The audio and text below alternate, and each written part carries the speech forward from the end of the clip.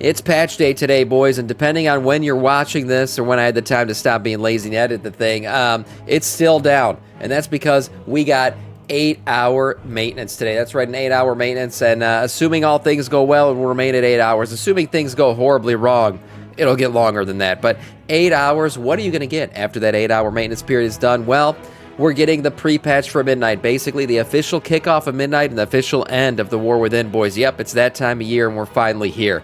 So here we go. New Demon Hunter specs will be available to devour. That's right, you'll finally be able to devour your friends and foes as the new Demon Hunter spec. New race and class combinations will be made available for the Void Elf, so you'll finally be able to make a Void Elf Demon Hunter. Class and combat design updates, we'll talk a little bit about what that means. Stat item squishes, that's right, when everything goes live once again, your PP will be hitting a little bit smaller. That's right, size doesn't matter, but the numbers will be smaller. So everything from your health to your stats to every number that you see when you hit something is going to be smaller once the servers come back up. User interface updates, transmog updates, that's right, the new transmog system will be live. PvP training grounds will be available for those of you who want to play against other players, but you don't want to play against other players. I don't know. Housing and Endeavors, we'll get their little updates there. We'll get the Endeavors finally going live. Pre-expansion event will be happening, and the Winds of Mysterious Fortune will return. That's an XP bonus to anybody who wants to level up. Anybody who missed the boat on Legion Remix, I'm sorry, because that's also over now. And that was the best way to level. But if you missed it, Winds of Mysterious Fortune will also be a good way to kind of level up very quickly. Can we still get Keystone achievements after pre-patch? You cannot. Hey, you cannot. So these are the final moments. If you're playing right now, servers are still up. These are the final moments that you can get your all your achievements, your seasonal rewards for, like, you know, Raid, PvP, Mythic Plus. All that shit closes down when these servers go down today. So get that shit in while you still can. So one thing that's also changing today, guys, is the beginning of the add-on slaughter. Or so we thought. There's still going to be add-ons that work once these servers go live. A lot of add-on developers have kind of tweaked their add-ons and the way they work to be able to still be viable and working once servers come back up. Some of them have eliminated, you know, some of the need for background stats and statistics that were once required for some of these add-ons to run, and now they'll still be available. So we're going to talk a little bit about the add-ons that will still be working here for you once servers come back up. Some of them will not, but a few of them still will. So let's get into some of them. For boss mod add-ons, Deadly Boss Mods, Big Wigs, and Better Timeline will still be working. DBM will not be able to do some of the stuff that it previously was able to do because Blizzard has now limited add-on access to things like boss counters and all that shit. But it will still work. Anything weak aura related probably won't. But for now, these add-ons will still work. Nameplate add-ons, Plater, Nameplates, and Platinator. Basically customizing the way nameplates look. Yep, that's still something you'll be able to do. Raid assignment add-ons, Northern Sky raid tools. That'll be working. Let us lay waste to Cherry, this realm. thank you for the follow. Welcome to our Scourge.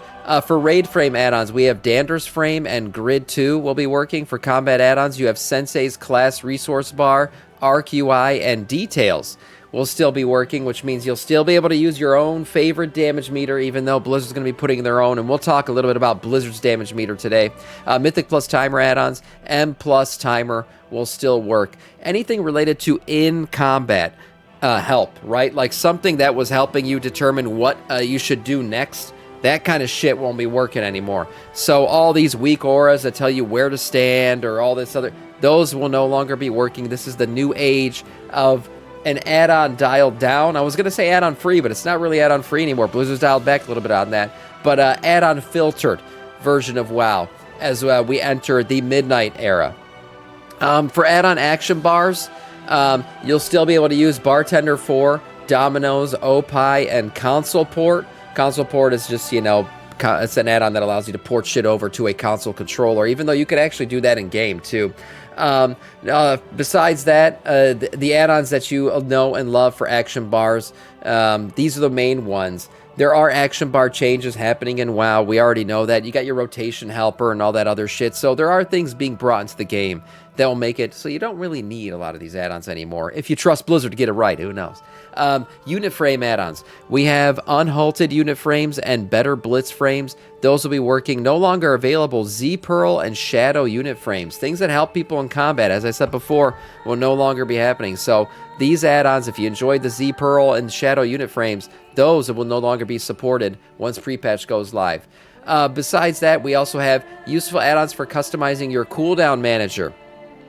Cooldown manager basics, getting into some of these, as I mentioned before, RQI, a cooldown manager, you'll still be able to use that. And essential buff trackers, my essential buff trackers will also be something you'll be able to use. But again, Blizzard's implementing a lot of this stuff now into the game. So if cooldown manager basics, you'll be able to freely move spells and essential between essential and utility sections in the game. Basic glow effects and buff spells, these are happening in the game too. Hide and active combat buffs to prevent UI clutter. Edit mode support for editing spells and icons, orientation, etc. And then displaying buffs is either a spell icon or a trackable bar. Cooldown Manager is an in-game combat tool that'll be designed. So that's another one, that you can use. These features that I just mentioned are Cooldown Manager basic add-on attachments. So the stuff in-game that they're adding, again, is it going to cover everything that you previously loved from an add-on? Maybe not. Maybe not. Blitz Cooldown Manager is still wonky. Is it? I bet some of these add-ons, thank you Camp Shady for the sub. Death Knight of our Scourge, 29 months in total. Some of these features previously available through these add-ons might not be working as well as they once did. Again, Blizzard's changing some of the back-end UI and some of the ways that these things work and some of the stuff that's available to these add-ons. So some of them, while available, might not be working the way you used to use it. I believe it when I see it. Got excited for the original cooldown manager, and it ended up less functional than a toolbar with abilities dragged onto it. Yeah, I'm sure there's going to be issues with Blizzard's own implementation of stuff. We'll see how all that works. But for now, I'm going to give it a shot. I'll be honest. I'm going to try to do shit without add-ons and see how it feels. And if I don't like it, maybe I'll go download some. But the main thing is, like, the 50 weak auras that you used to need to do a boss fight, that should not be a thing anymore. So hopefully, gone are the days of linking 20 weak auras to do a boss fight. I was wondering which creator's content I was going to watch today on Sam's. Very soon, you'll know. Blizzard damage meters. Shortcomings, okay? So I am going to try to use Blizzard's in-game damage system, even though details will still be available once Prepatch goes live. Blizzard's damage meters, it's gotten a lot better. They've added a lot of things that players have requested, but yes, it's still missing a couple features. So included features that were recently added, access to several throughput metrics, including damage, heals per second, etc., segments for individual pulls or overall encounters, breakdowns of player deaths and including the damage events, and then customization of the meter's appearance. Some of the things that maybe you love from details that are currently missing but could be added later on into the in-game damage meters, it's missing a combat timer. Common metrics are unavailable, like overhealing, CC breaks, buff, uptimes, and resource generation. Specific or priority enemy damage taken breakdown. Pet breakdown segments at the bottom of the breakdown. So right now and currently in Blizzard's damage meters, the pet is just segmented at the bottom. It's not really worked into the rankings of everybody else's damage. So if you're looking for pet damage, scroll down to the bottom and you'll find it there. Breakdowns of frequently don't merge spells. So breakdowns frequently don't merge spells. Unable to report metrics in chat. That's a weird one. I can't believe that's not available. Segment frequency reset on instance change or loading. Limited customization. No front changes. Spec icons tied to spell icons, etc. Simple click navigation instead of drop-down navigation, and then limited information on death breakdowns, missing defensive externals, and healing events. So while it's not perfect, it has gotten a lot better since Blizzard first implemented it, and that's the good thing. They are listening to feedback. I'm sure we're going to get a lot of these features currently in the red here, eventually added in, but for now, those things still are working. So the good thing is, if you still want to use details, that is still allowed to be used, and you could download it and still use it if you want to. Also, going live today, we have our dedicated Apex talent nodes. That's right. So when servers go back up, We have 40 different specializations. All of them will be getting their new Apex talent. That's that big boy at the bottom there. Now, you won't have enough talents to fill it out because you got to level up to get the talents to fill it out. We can't level up yet. The cap hasn't been raised. But once you do, you'll be able to fill out these new Apex talent nodes. Every single class will have them. It's a one big talent, and then 4 more talents that you can add into these things to finally flesh it out. Am I excited about Apex talents? You know, I don't understand why it's necessary, but we're getting them. We'll see how cool it is based on your spec. From what I've seen, some specs are getting really cool Apex talents. Other ones kind of missing the boat on anything really cool happening for them. But yes, we are getting new talents for the Midnight expansion, and you'll be able to finally see those today when Prepatch goes live. And then finally, for you lumberjacks out there, we're getting a new Essence of Lumber.